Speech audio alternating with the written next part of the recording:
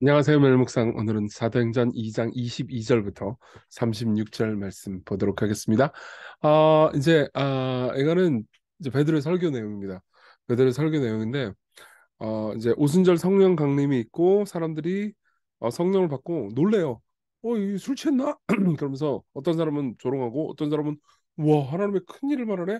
그러면서 놀랍니다. 그리고 베드로는 이 상황을 설명해 주기 위해서 열한 사도와 함께 서서 설교를 합니다. 그 설교 내용인데 좀 길어요. 그래서 빨리 시작해 보도록 하겠습니다. 이스라엘 사람들아, 이 말을 들으라. 너희도 아는 바와 같이 하나님께서 나사렛 예수로 큰 권능과 기사와 표적을 너희 가운데서 베푸사 너희 옆에서 그를 증언하셨느니라. 그러니까 이런 거죠. 야, 너네들 지금 얼마 전이야? 몇십 일 전이라고. 예수께서 죽은 사람 살리고 병든 자 고치고 뭐 수많은 기적 행하셨던 거 기억나지? 여기 있는 사람 중에서 본 사람들 많을 거야. 예, 맞아요. 예수님을 안 믿는 사람들도 중에서도 예수께서 나사로를 살리시고 죽은 자를 살리시고 병든 자 고친 거 본 사람들 되게 많아요. 너네들 잘 기억해? 그거 하나님께서 그분이 메시아라는 걸 입증하신 사건이었어. 그렇지만 너희들은 무시했지. 이렇게 얘기를 하는 겁니다. 베드로가.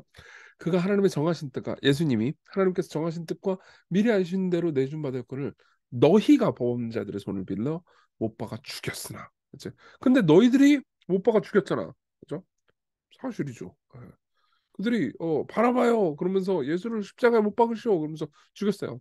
근데 하나님께서 그를 사망의 고통에서 풀어 살리셨으니 이는 그가 사망에 매여 있을 수 없었어. 근데 그분 부활했어. 그거 알지? 우리 다 그거 봤어. 이렇게 얘기를 하는 겁니다. 그러면서 이게 어느 날 갑자기 뚝딱 생긴 게 아니야. 이미 구약 성경에 보면 다윗이 예언한 일이 성취된 거라고. 내가 시편을 인용해 줄게. 다윗이 그를 가리켜 이르되 내가 항상 내 앞에 계신 주를 배웠으며 나를 요동하지 않게 하기 위하여 그가 내 우편에 계시도다. 그러므로 내 마음이 기뻐하셨고 내 혀도 즐거웠으며 육체도 희망에 거리니 이는 내 영혼을 음부에 버리지 아니하시며 주의 거룩한 자로 썩음을 당하지 않게 하려 하심일 것이로다. 그러니까 뭐냐면 다윗이 시편에서 이렇게 말을 했단 말이야.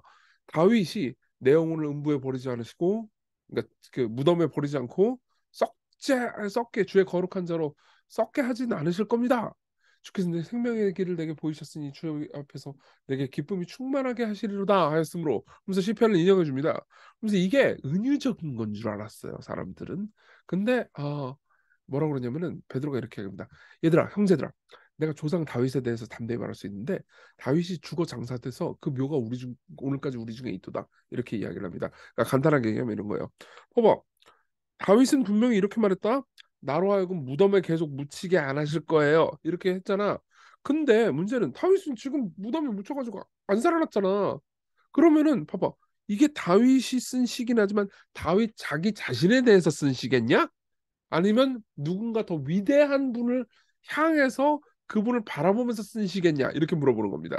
그러면서 그는 선지자라. 하나님이 이미 맹세하사 그 자손 중에서 한 사람을 그 위에 앉게 하리라 하심을 알고 미리 본 거로 그리스도의 부활을 말하되 그가 음부에 버리지 여기서 그는 이제 예수님이죠. 음부에 버림이 되지 않고 그의 육신이 썩음을 당하지 아니하시리라 하더니 이 예수를 하나님이 살리신지라. 그렇죠? 그러니까 이렇게 얘기하는 겁니다. 다윗이 본 건 다윗 자기 자신에 대해서 얘기한 게 아니고 다윗이 예수님이 하실 일을 예언한 거였어. 그리고 그 예언이 이제 성취된 거야. 예수님 다시 살아났어. 하나님께서 살리신 거야. 그리고 우리 그거 다 봤다. 우리가 이 일의 증인이로다. 그러면서 하나님이 오른손으로 예수님을 높이심에 그가 약속하신 성령을 아버지께 받아서 너희가 보고 듣는 이것을 부어주셨니라. 그러니까 이거 뭐예요? 우리가 지금 방언하고 난리 났지. 이거 뭐냐면 그 예수님께서 하늘에 올라가셨어. 그리고 예수님께서 성령님을 아버지께 받으셔서 보내주신 거야. 그러니까 예수께서 살아나셨다, 부활하셨다라는 것이 입증된 거란다. 이렇게 얘기를 하는 겁니다. 그러면서 34절 다윗은 하늘에 올라가지 못하였으나 친히 말해야 돼. 주께서 내 주에게 말씀하시기를 내가 내 원수로 내 발등상이 되기까지 너는 내 우편에 앉아 있으리라 하셨도다 하였으니 이것도 시편을 인용한 거예요. 그죠? 그러니까 이거 다윗이 아직 하늘에 올라간 거 아니잖아. 근데도 예수님이 주께서 내 우편에 앉으셨다라고 얘기를 하는 걸로 봐서 이건 또 다윗이 자기 자신에 대해서 얘기한 것일 리가 없어. 이거는 예수님을 가리켜서 얘기한 거야. 그러면서 36절 위대한 말을 하죠.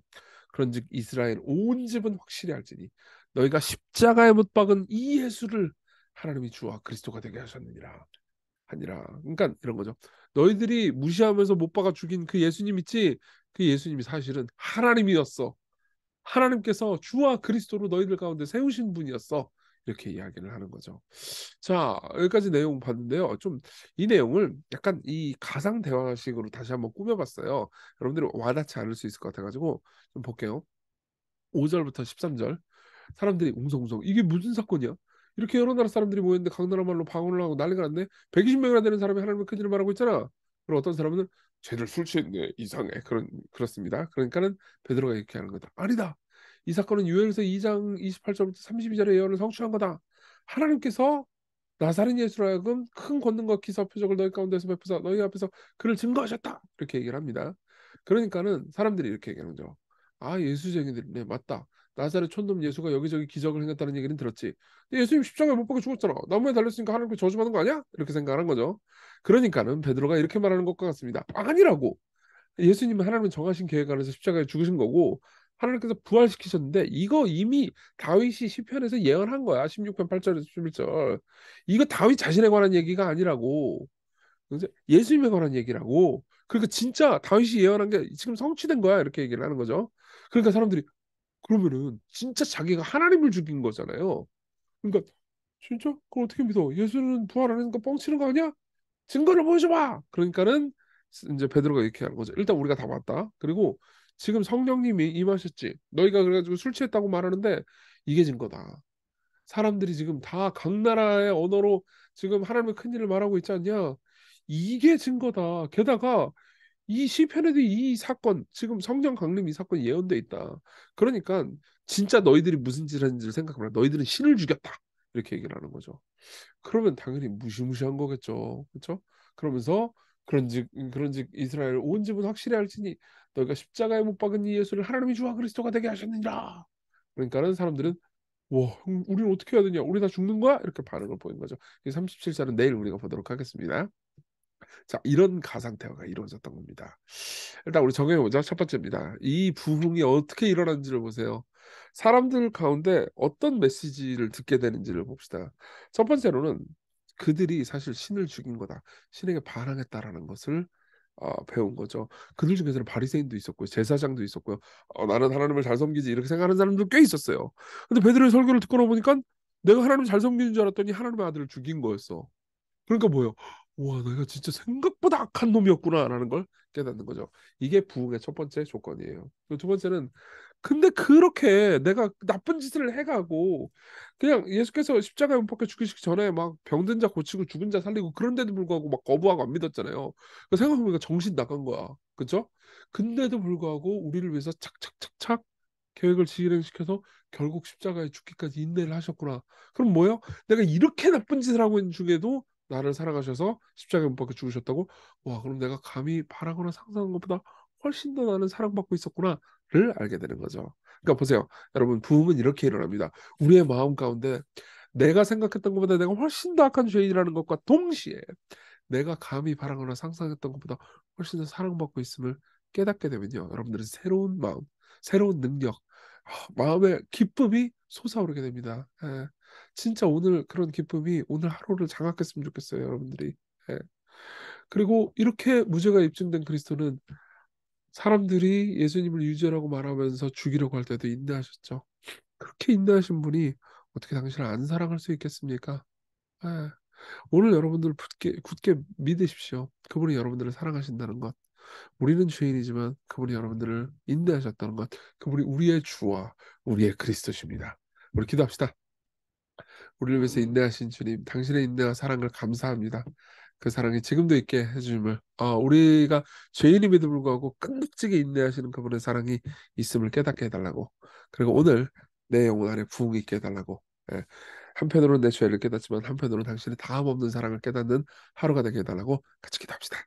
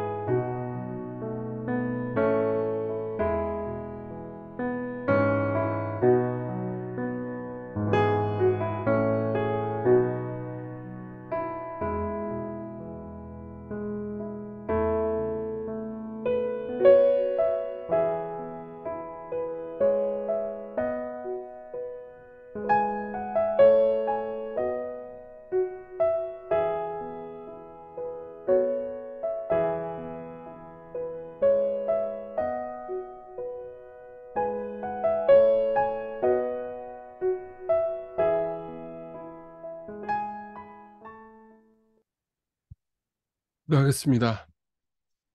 우리가 얼마나 큰 사랑을 받고 있는지, 얼마나 큰 죄를 저질렀음에도 불구하고 사랑받고 있는지 알게 하소서.